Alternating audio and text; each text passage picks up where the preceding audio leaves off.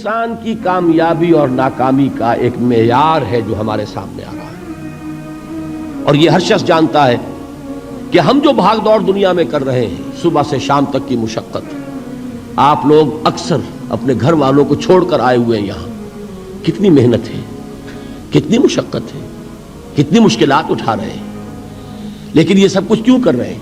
کامیابی کے حصول کے لیے۔ البتہ کامیابی کے معیارات ہیں، ہمارے ذہنوں میں جو معیارات بیٹھے ہوئے ہیں وہ کیا ہے؟ کامیابی پیسے سے ہے، کامیابی جائیداد سے ہے، کامیابی کاروبار سے ہے، کامیابی شہرت سے ہے، کامیابی اقتدار سے ہے۔ یہ معیارات ہیں۔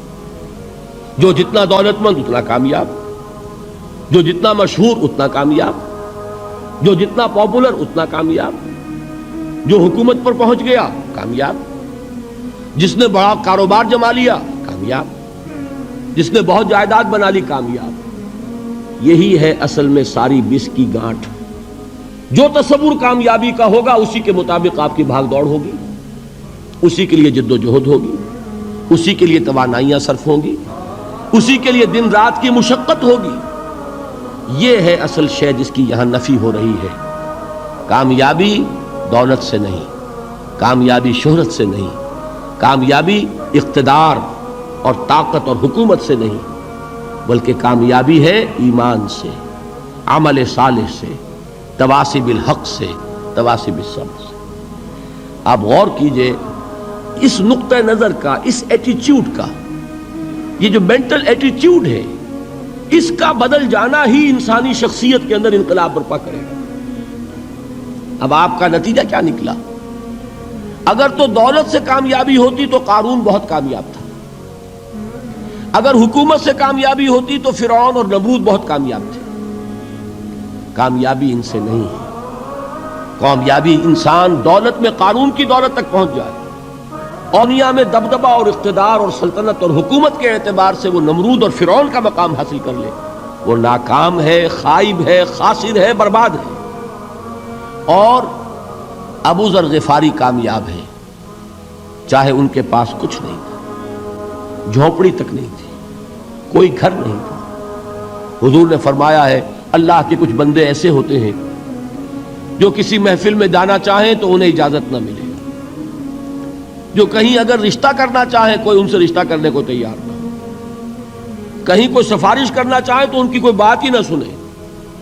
لیکن اللہ کے ہاں ان کا وہ مقام ہے کہ اگر بھولے سے بھی کسی بات پر قسم کھا بیٹھتے تو اللہ ان کی قسم کی لاج رکھتا ہے۔ یہ ہے فرق، یہ جان لیجیے اچھی طرح۔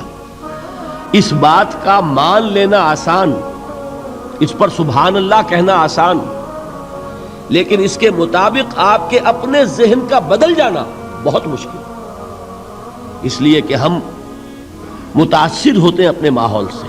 وہ بڑا محل ہے، دیکھ کر ایک دفعہ جھرجھری آتی ہے، وہ بڑی سی 20 فٹ لمبی کار سناٹے کے ساتھ آپ کے پاس سے گزر گئی، ایک دفعہ اعصاب کے اندر ارتعاش ہوتا ہے، محسوس ہوتا ہے بڑے یہ نصیبے والے لوگ ہیں، بڑے خوش نصیب، بڑے کامیاب، حالانکہ کچھ معلوم نہیں کہ یہی سب سے بڑی بد نصیبی ہو سکتا ہے کہ یہی سب سے بڑی ناکامی ہو۔ اگر ذہنوں میں یہ بات بیٹھ جائے کامیابی کس شے ہے، یہی وجہ دیکھیے قرآن مجید میں بارہا آپ دیکھیں اولئک ھم المفلحون، یہ ہے لوگ کامیاب ہونے والے۔ آج یہ آپ نے نماز میں وہ آیات سنی، یا ایھا الذین آمنوا ارکعوا واسجدوا واعبدوا ربکم وافعلوا الخیر لعلکم تفلحون۔ اے ایمان والو، رکوع کرو، سجدہ کرو، اپنے رب کی پرستش اور بندگی کرو اور اچھے کام کرو تاکہ تم کامیاب ہو جاؤ۔ تو کامیابی کن چیزوں سے ہے؟ یہ ہے سب سے بڑا سبق۔ یہ ہمارے دل میں اگر بات بیٹھ جائے، ٹھک جائے، تو زندگی بدل جائے گی، صبح و شام بدل جائیں گے، نقشے بدل جائیں گے، بھاگ دوڑ کا رنگ بدل جائے گا، ویلیو سٹرکچر بدل جائے گا۔ آج وہ ایک چیز نہایت اہم نظر آ رہی ہے، کل نہایت غیر اہم نظر آئے گی۔ جیسے کہ حضور کی حدیث ہے مالی ولد دنیا، مجھے تمہاری اس دنیا سے کیا سروکار ہے، انما مثلی کراکب استظل تحت شجرۃ ثم راح فترکها، میری مثال تو اس سوار کی سی ہے جو تھوڑی دیر کے لیے ایک درخت کے سائے میں ٹھہرتا ہے سستانے کے لیے، پھر وہ اپنا راستہ لیتا ہے. اسے اس درخت سے مستقل تعلق اس کا نہیں ہے، وہ اس کا گھر نہیں، وہ اس کی منزل نہیں. اسی طرح یہ دنیا میرا گھر نہیں ہے.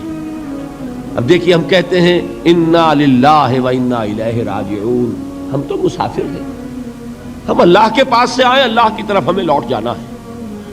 کن فی الدنیا کانک غریب و عابر سبیل، حضور فرماتے ہیں دنیا میں ایسے رہو جیسے کہ تم اجنبی ہو یا راہ چلتے مسافر. لیکن یہ طرز عمل کب ہوگا؟ جبکہ یہ آیت ہمارے ذہنوں کے اندر بیٹھ گئی ہو. والعصر ان الانسان لفی خسر الا الذین آمنوا وعملوا الصالحات وتواصوا بالحق وتواصوا بالصبر.